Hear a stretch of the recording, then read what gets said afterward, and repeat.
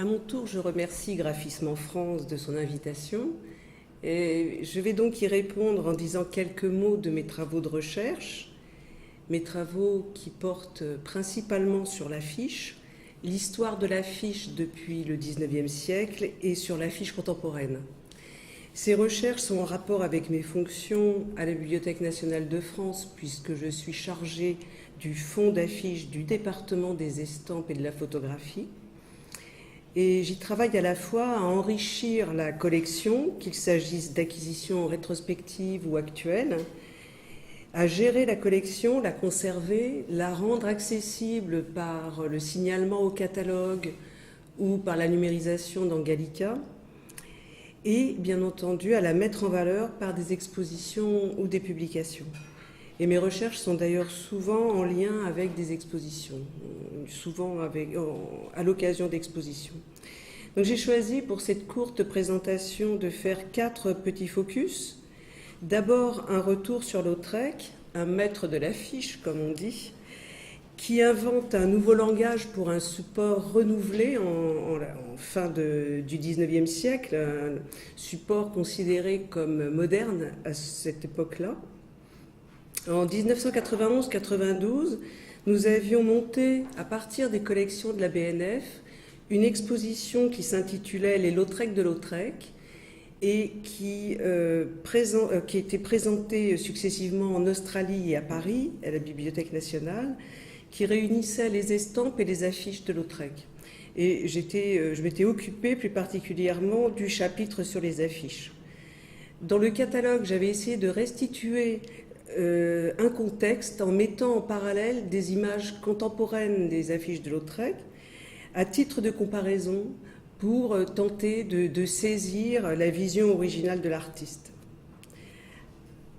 À propos d'ambassadeur, Aristide Bruand dans son cabaret en particulier, la littérature sur Lautrec nous avait déjà appris que Bruand avait dû imposer au directeur du café-concert Les Ambassadeurs imposer très violemment l'affiche de Lautrec, que lui, Bruand, défendait. Mais à l'occasion de cette exposition, en travaillant autour, j'ai retrouvé un texte dans une biographie de Bruand, cette fois, par Jeanne Landre, qui donnait d'autres détails.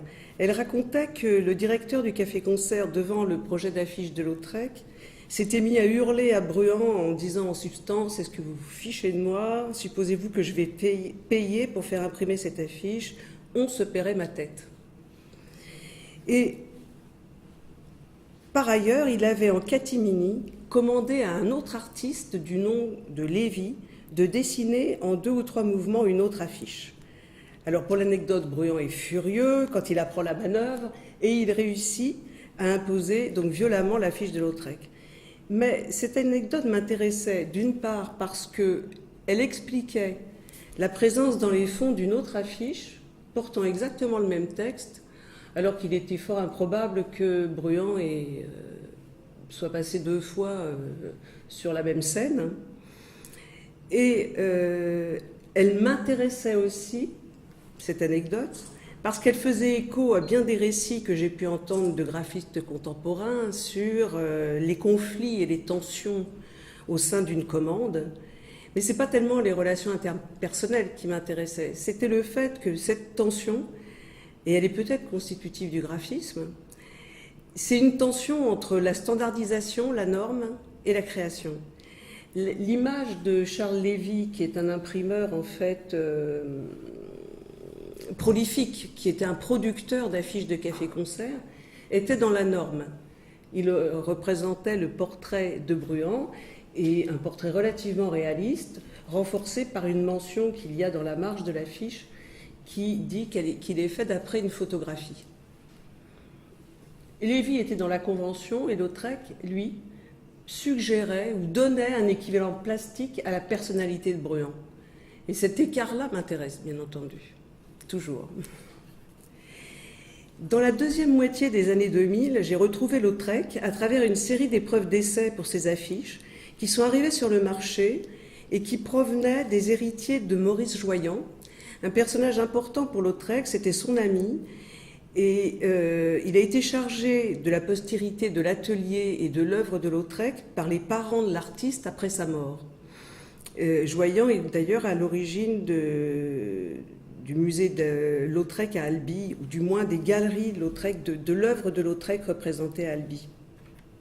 Alors parmi ces épreuves, on retrouvait Ambassadeur Aristide Bruand, avec une épreuve de la pierre de jaune, une épreuve de la pierre de jaune, rouge et vert olive en haut, et de jaune et rouge uniquement en bas, ces deux feuilles raboutées, une épreuve du jaune, du rouge, du vert olive et du noir, le tout en attendant le passage du bleu.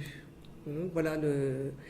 Alors, quand elles sont apparues, bien entendu, nous avons du côté de la bibliothèque mis en marche la procédure du classement en trésor national, puisque nous voulions absolument que ces épreuves qui appartenaient à la genèse d'œuvres aussi célèbres ne sortent pas du territoire. Ce n'étaient pas les seules épreuves d'essai, mais je parle uniquement de Bruand.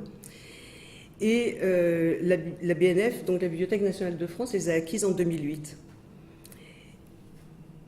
Alors, cette décomposition des couleurs d'impression, donc qui sont absolument spectaculaires pour justement une affiche dont l'image est démultipliée sur tous les supports pour tous les touristes et autres, pas seulement de Montmartre. Devant ces épreuves, moi, la question qui me vient tout de suite, c'est pourquoi. Il faut dire qu'elle est assez obsessionnelle chez moi, la question du pourquoi. Pourquoi ces pièces ont-elles survécu alors qu'elles auraient dû être détruites après avoir servi pour des mises au point techniques lors de la réalisation de l'impression? Nous ne disposons pas, à ma connaissance, dans tous les documents publiés autour de Lautrec, de commentaires quelconques à ce sujet, mais nous savons cependant que Lautrec a choisi d'exposer également des épreuves d'essai, celles de la pierre de bleu et de la pierre de jaune, de sa première affiche Moulin Rouge La Goulue.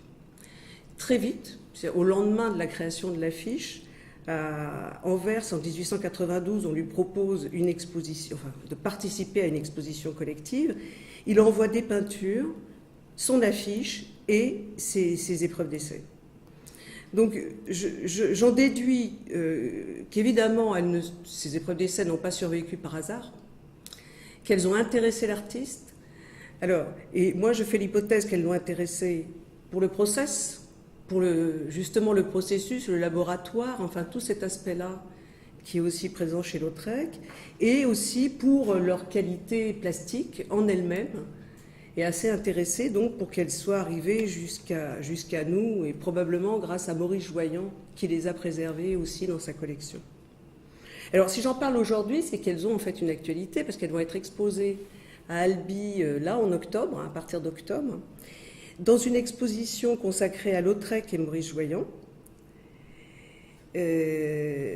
puisque la collection de Maurice Joyan a été dispersée et que Albi lui rend hommage cette année à l'occasion du 150e anniversaire de la naissance de Lautrec.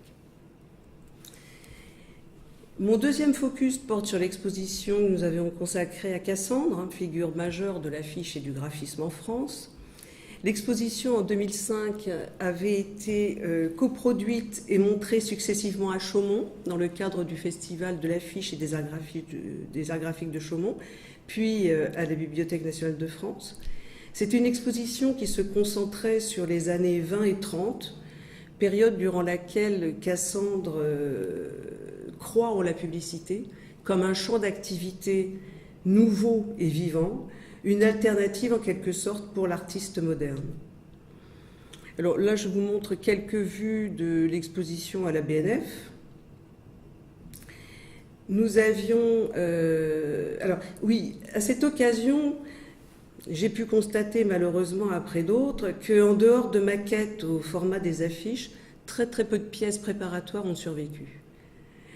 Et parmi les pièces imprimées elles-mêmes, certaines œuvres que nous connaissons par des photographies, nous n'en connaissons plus d'épreuves.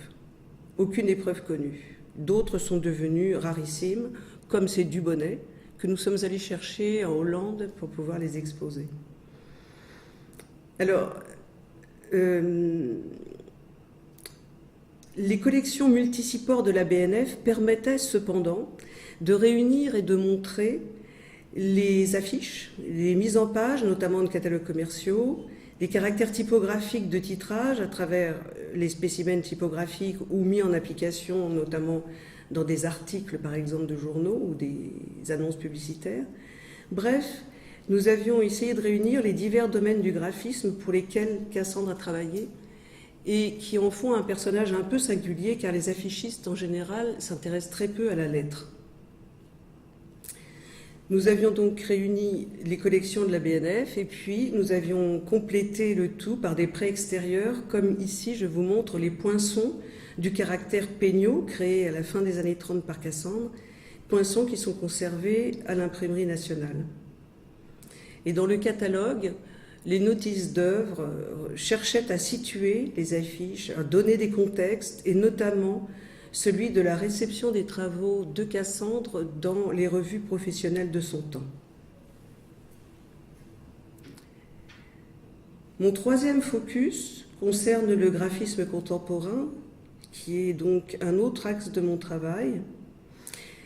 L'exposition Graphisme 200 créateurs 1997-2001, dont je montre ici la page d'accueil de la version de l'exposition virtuelle qui est toujours accessible en ligne sur le site internet de la BNF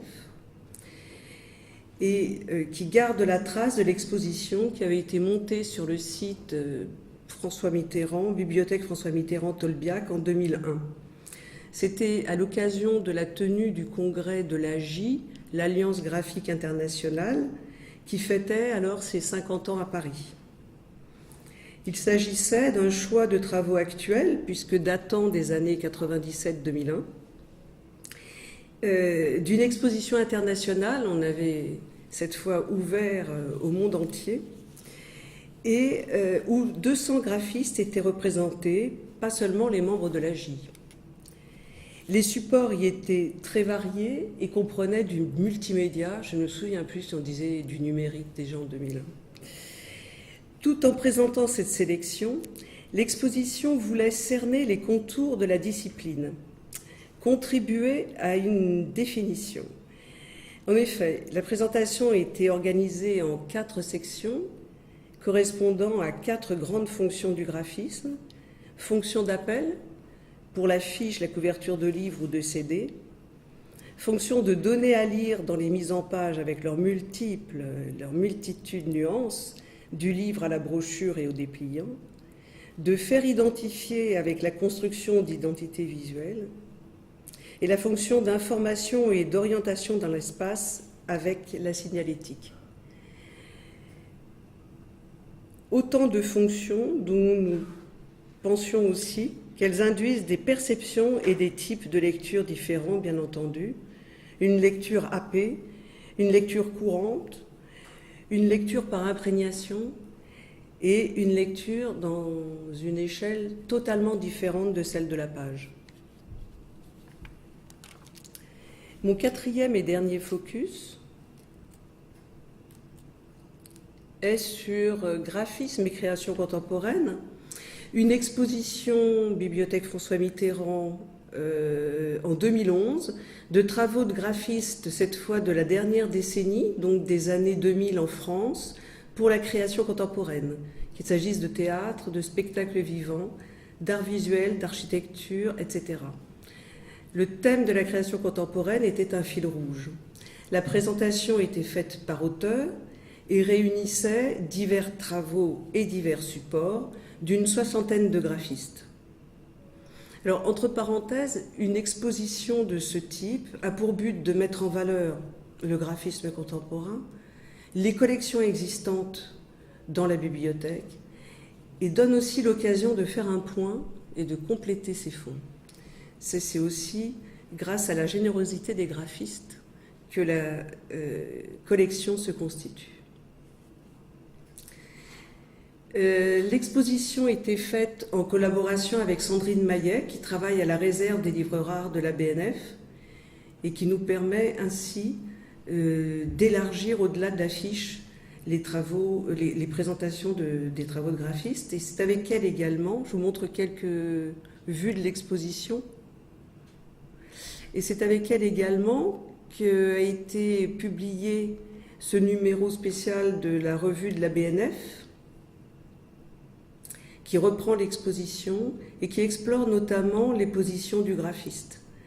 Alors nous écrivions dans un des textes, je cite, « Procédant par rapprochement de travaux, nous avons esquissé une typologie de situation et de position du graphiste, tour à tour interprète visuel, partie prenante de l'élaboration d'une œuvre, ou encore auteur ayant l'initiative de propositions personnelles originales, dans lesquelles, très souvent, il explore lui-même un aspect ou une pratique du graphisme. » Fin de citation.